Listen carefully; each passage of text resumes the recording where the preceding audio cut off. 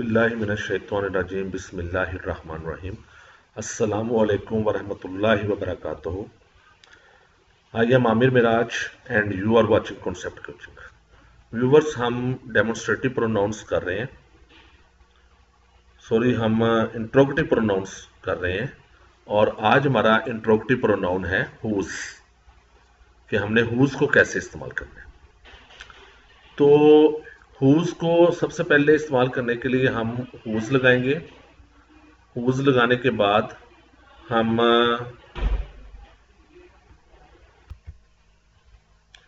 तो हुज के बाद हमेशा पहले नाउन आएगा और उसके बाद हेल्पिंग वर्ब आएगा और उसके बाद डेमोन्स्ट्रेटिव प्रोनाउन आएगा। जो भी डेमोन्स्ट्रेटिव प्रोनाउन है, दिस, डैट या कोई सब्जेक्ट होगा तो फिर वो आएगा। तो डेमोन्स्ट्रेटिव प्रोनाउन की जगह पर सब्जेक्ट भी आ सकता है। हुज को हम पोजेसिव प्रोनाउन भी कहते हैं, पोजेसिव इंट्रोगेटिव प्रोनाउन, क्योंकि इसका जो उर्दू तर्जुमा है वो है किस की या किसका। जब भी किसी फिक्रे में उर्दू में किस की या किसका आ जाए तो फिर हम उसकी जो ट्रांसलेशन है वो हुज के साथ करते हैं। मिसाल के तौर पर अगर आपने ये ट्रांसलेशन करनी है कि किसकी किताब है, तो हम लिखेंगे हुज। सबसे पहले हुज लिखने, हुज, फिर उसके बाद बुक लिखेंगे, नाउन आएगा बुक, फिर helping verb, whose book is this, फिर डेमोन्स्ट्रेटिव प्रोनाउन। तो ये आपने इस तरह हुज बुक इज दिस, तो हुज बुक, ये हम इसको ब्लू कर देते हैं क्योंकि ये किसकी बुक, किसकी किताब। तो सबसे पहले आपने हुज लगाना है, उसके साथ उसका नाउन आएगा हुज बुक। इज जो है ये क्योंकि हेल्पिंग वर्ब है, ये हमेशा इंट्रोगेटिव प्रोनाउन के साथ आता है, तो इसलिए इसको हम बोल्ड कर देते हैं और ग्रीन कर देते हैं। ये हमारा स्ट्रक्चर चल रहा है। हुज बुक इज दिस, ये किसकी किताब है। नेक्स्ट सेंटेंस है वो घर किसका है या वो किसका घर है। तो इसके लिए भी हम लिखेंगे हुज होम इज दैट, ये किसका घर है, हुज होम।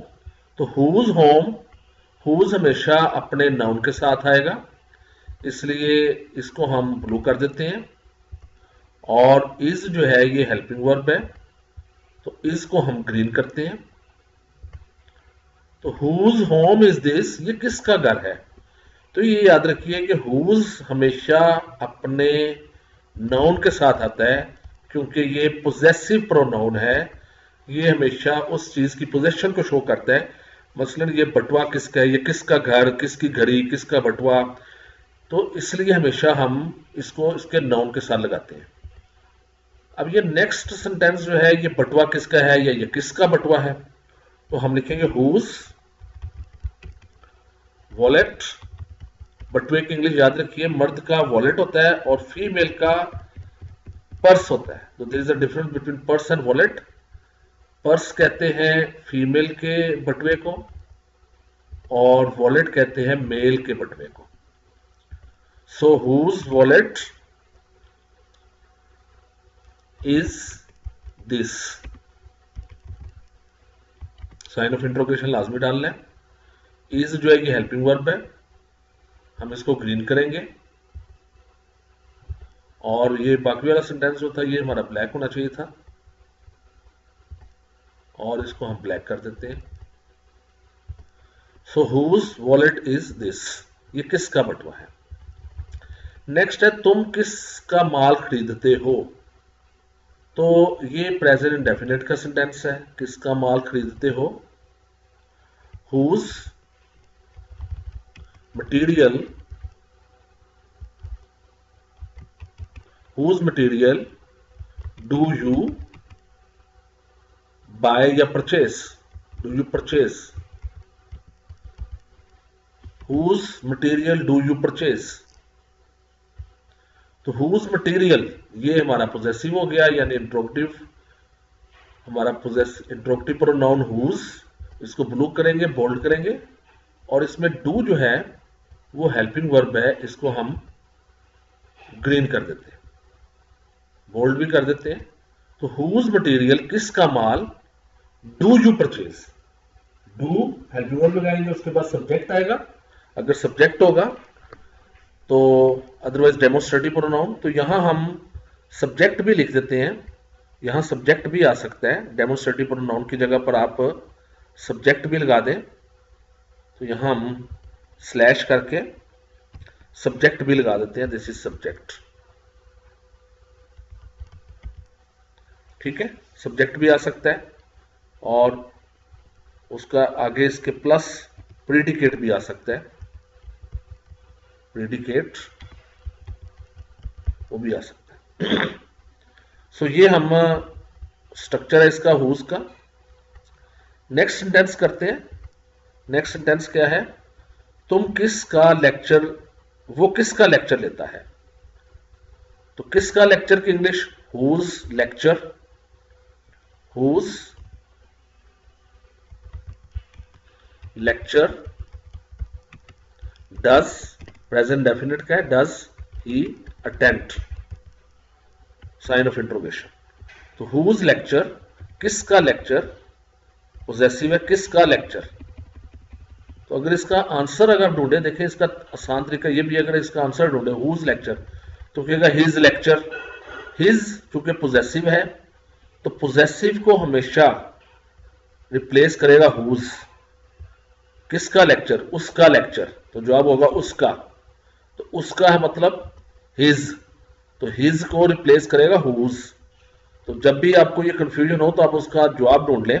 तुम किसका खाना पसंद करते हो, तो कहेगा जी मैं उसका खाना। तो हुज, तो हम इसकी ट्रांसलेशन हुज करेंगे, हिज, हिज को, हर को, योर को ये रिप्लेस करता है। तो हुज,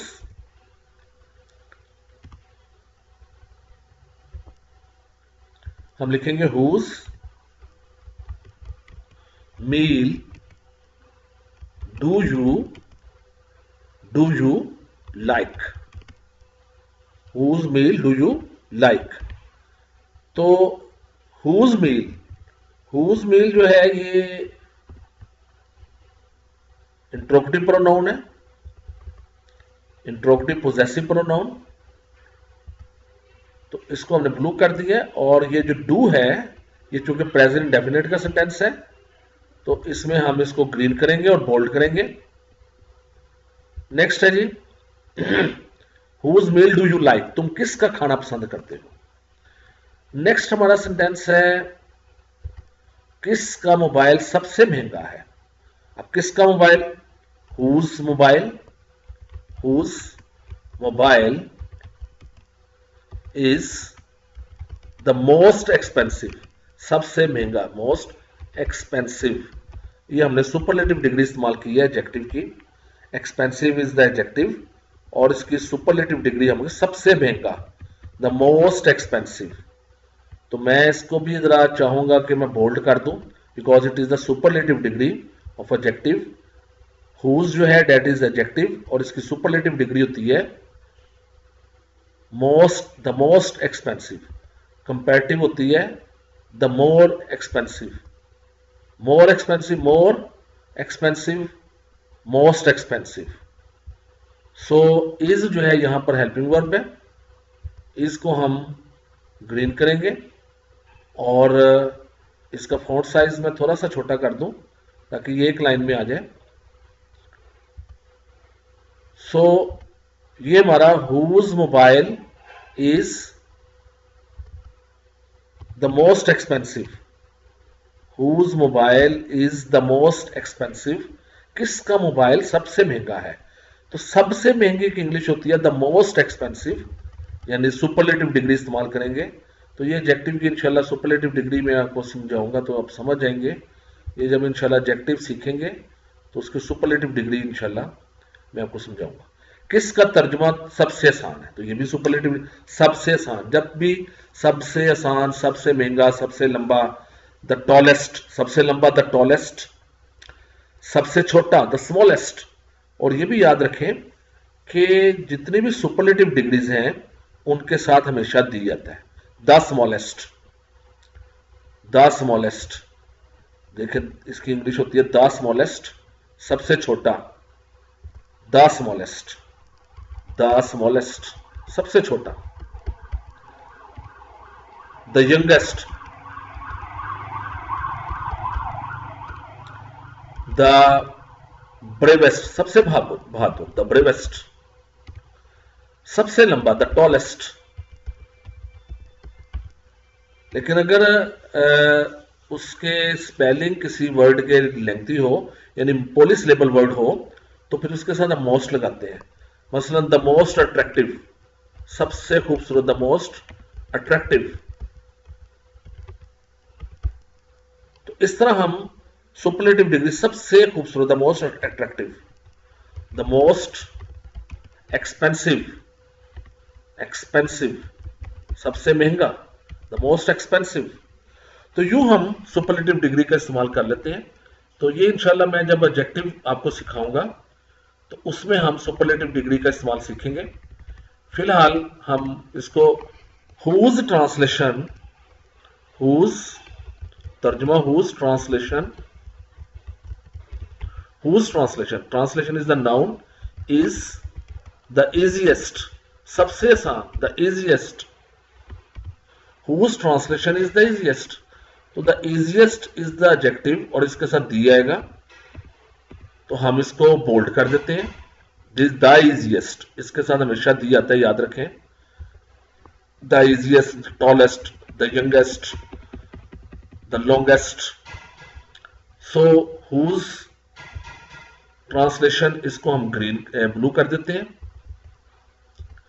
और इज को हम करते हैं बोल्ड और ग्रीन। सो ये हमारा हुज का जो स्ट्रक्चर है ये मुकम्मल हो गया कि हमने हुज को कैसे यूज करना है सेंटेंसेस में। तो व्यूअर्स, होपफुली कि आपको ये हुज का इस्तेमाल समझ में आ गया होगा। No, I would like to request to all of you, जब भी आप किसी से नेट पे कुछ सीख रहे हैं तो प्लीज मेरी रिक्वेस्ट होगी कि आप उसके चैनल को सब्सक्राइब जरूर करें। So I would like to request, please subscribe,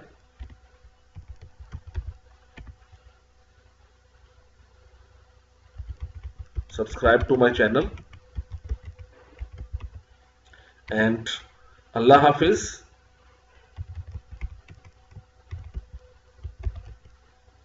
Pakistan जिंदाबाद।